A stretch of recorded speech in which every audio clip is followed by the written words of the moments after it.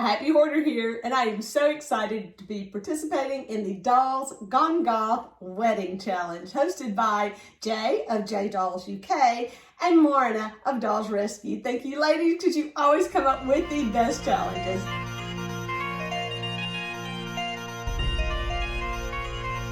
I had some great ideas for this challenge, incorporating some of the dresses I already had that I had dyed. For example, the dress that originally came on this doll, but it had not dyed a really good black, even though I had soaked it in some really intense black synthetic dye, dye for synthetic clothes, I should say. It just never came out the real black that I wanted. So I had a couple of options. One kind of towards a purpley blue color. One was kind of a grayish brown color, and I just wasn't loving them. But I remembered that I had this dress that I wore, and it was miserably hot to wear. It was a summer dress, and it was horrible. It just couldn't breathe, and I loved it, and I'd saved it because the fabric was so cool. And I said, where is that dress? Because that's the story of my life. And then I remembered I had this beautiful rose ribbon that I bought like when they were having a 75% off ribbon sale at Hobby Lobby, and I went a little nuts on black ribbon. But these gorgeous roses. And then things just started coming together, and I really love how this dress evolved. I didn't really have an idea in mind. I just had my materials, and then I let the materials speak to me. Now, what I have done is drape. If you know what draping is, it is where you would have a mannequin and you would just basically pin the outfit together. And then you would create the patterns, or you would do some stitching, some top stitching, weird things like that to actually build the outfit.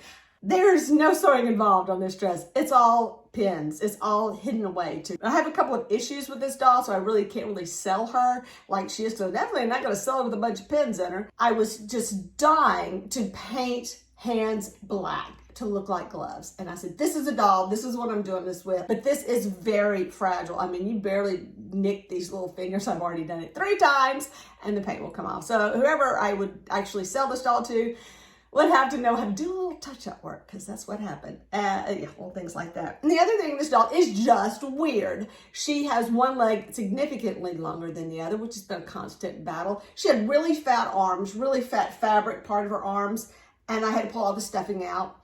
And so she's just got these little weird things. But this doll, I have had her a long time, and I've had her painted a long time. I love her face. She just has this beautiful face. And originally, I painted her to be blonde. And so I had this black wig, and God, I had to use the black wig. So I had to throw this black wig on her. And yeah, I'm kind of digging her. I really kind of like her. I have a spider pendant that is like, rhinestone and all that. It's like this big, and it's just adorable. I said, where's that spider? I couldn't find the spider. Anyway, I spent more time literally looking for the spider than I did making the veil. I gave up because I couldn't find it. But in my search, I came across a necklace that I had that broke, and I was like, oh my gosh, this is the perfect thing. So much better than the spider. Please keep watching. I'm not done yet. Let's talk about how this dress was constructed. I kind of had to deconstruct it in order to show you how it was constructed, and I don't know if I want to do that. Original dress had this really long tie, and I knew I wanted to use the tie, and so when I was taking the tie off the dress and it was a super long tie, I went, oh yeah, I'm using all of this tie because it's so weird, and I just had to do it. Originally, I had a small bow, and then when I put a wig on, it was hiding the bow, so I put a bigger bow, but she does have a beautiful little back of her neck that I just love, and I hate that it's kind of hiding by the hair. When I constructed her dress, let me tell you how this worked. Like I said, everything's just pinned on. I cut the bottom of the skirt off the dress, and I turned the entire skirt. I pinned it under her little breastplate right here, kind of stuck it up under there, and then I did the gather, and then I made, instead of gathering it all the way around, the look I was going for, I was really trying to do, is to create like a cape look behind it. So it is pinned around her waist, so you see my hands. It's pinned around her waist to the back so that it creates this drape with the leftover fabric. And as I was doing this, I wanted to leave a little length in the back, so I could kind of shift the fabric. Now, I actually took a really good sewing class in college because I was studying fashion merchandising, one of my many plans in my life. But I learned a lot about draping and things like that and what happens with fabric when you drape it the wrong direction. So I got a couple of issues with the hanging, and it took a lot of work to kind of get everything to hang the way I wanted it to, because you are going to battle that. Now, I love this fabric. Let's see if I can get a better shot of it. It is a really crinkle. It's supposed to be, and how perfect is that? I love the way the light bounces off it. I think it just works for this period looking dress. Is this any particular style? Absolutely not. It's just something I threw together. Now the little dress had a little cap sleeves, just little bitty sleeves. Never looked good on me anyway. But I gathered them up really tight around her arms, and then I just pinned the sleeves in place. If I were to make this dress for this doll, it would be built on her. So it would just take some whip stitches and things like that, and then come back with the trim to cover up any of my ugly stitches. Made her some black sleeves, and then I just came over them with the trim. I'm gonna make her a slip out of tulle to kind of fill her dress out. But you know, once it kind of is all together, I really like the drape. So let me tell you a funny thing about her veil. She got the crazy veil, and I knew I wanted this veil on her. This particular veil came from something I wore in a play. I had a fascinator in a play, and this is, look at the fabric. This is so cute because this is my friend Karen. She's like, you need a fascinator. And she threw one together in like 5 to 10 minutes. I mean, I was like dressed to go on stage, and she's throwing this together. When I took it apart, it was just like going everywhere. And I wait, that's kind of working the way I want it to. I love the poof. Because she got the poofy sleeves, and then she got the poofy veil. If I were to continue working on her, I would definitely do her shoes. She has got shoes, and I would want to put boots. Yeah, I would make boots for her using the lace. The kind of the same thing I did with Lily, where I glued big old chunks of a really textured lace on her and created some boots. I also did it with my other doll, whose name I can't think of right now. And paint her legs black because I did want the look of the black hose. So all that's hidden away. That's a project for another day. She has one pair of bloomers that fit her. That are hers, and they're really long. I don't know where I put them. They're with the other bloomers, I'm sure. Anyway, I have a box of doll stuff I can't find.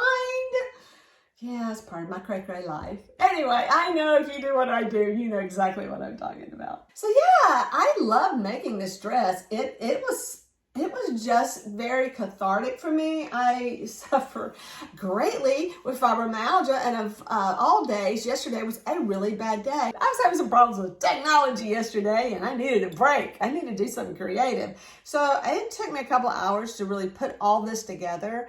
You know, a lot of thinking and cutting and planning and putting it together, and it just kind of grew into this. And that is the best type of art to do, is when it becomes something amazing.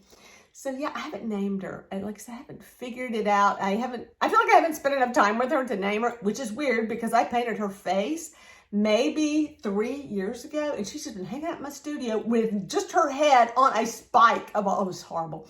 But I love her face, and I just couldn't part with it. See, I don't understand how really cray-cray I am about these dolls. I have a lot of dolls that are in my studio, not right now, that are just heads waiting to become something else. So there comes a part in designing a doll dress where you have to think less is more, and I rather struggled with the idea about just a simple ribbon choker maybe, but some kind of a choker if she needed that. I don't want the choker to take away from her décolletage, so I had all these like decisions to make. But yeah, girl. Oh, my other thing with this doll, why I really don't have her up for sale, I'm going to have to build her a stand. She is on the biggest stand that I have. I can't put it around her waist. I actually had to kind of seat it on her hips, which is not secure because she can just fall right out of it.